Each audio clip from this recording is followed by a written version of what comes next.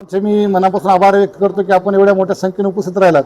आजची पत्रकार परिषद घेण्याचं कारण की दरवर्षीप्रमाणे अखिल भारतीय शिवराज्याभिषेक सोहळा समितीच्या माध्यमातून महाराष्ट्रात प्रत्येक जिल्ह्यामध्ये 1 जूनला पत्रकार परिषद घेतली जाते की तो सर्व शिवप्रेमींपर्यंत हा मेसेज जावा की आपल्याला 5 आणि 6 जूनला काय काय कार्यक्रम आहेत आणि काय काय आपल्याला त्या ठिकाणी करायचं आहे आणि आपल्याला कसं जायचं आहे त्या दृष्टिकोनातून आम्ही पत्रकार बांधवाच्या माध्यमातून सर्व शिवप्रेमींपर्यंत पोहोचावं या दृष्टिकोनातून आजची प्रेस होती। ज्या दरवर्षीप्रमाणे 5 आणि 6 तारखेला त्या ठिकाणी रायगडावरती कार्यक्रम आहे। आलेल्या प्रत्येक शिवभक्तांची त्या ठिकाणी राहण्याची, जेवणाची, पाण्याची व्यवस्था केलेली आहे।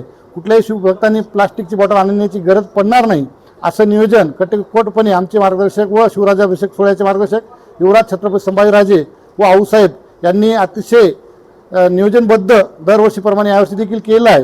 खऱ्या अर्थानं हा शिवराज्याभिषेक सोहळा जगात नव्हे तर कुठंच माहीत नसणारा शिवराज्याभिषेक सोहळा छत्रपती संभाजीराजे यांच्या माध्यमातून 2007 पासून सुरू झालेला आज हा शिवराज्याभिषेक सोहळा ज्यावेळेस 1000 ते 1500 लोक येत होते 2007ला ते आज जवळपास 2026 मध्ये 2025 मध्ये 6 लाख लोक आले होते आणि आता 2026च्या आता 6 जूनच्या या कार्यक्रमाला जवळपास 7 ते 7.5 लाख शिवभक्त त्या ठिकाणी येणे अपेक्षित आहे। आपल्या जिल्ह्यातून गेल्या वर्षी 2 ते 2.5 हजार शिवभक्त आले होते।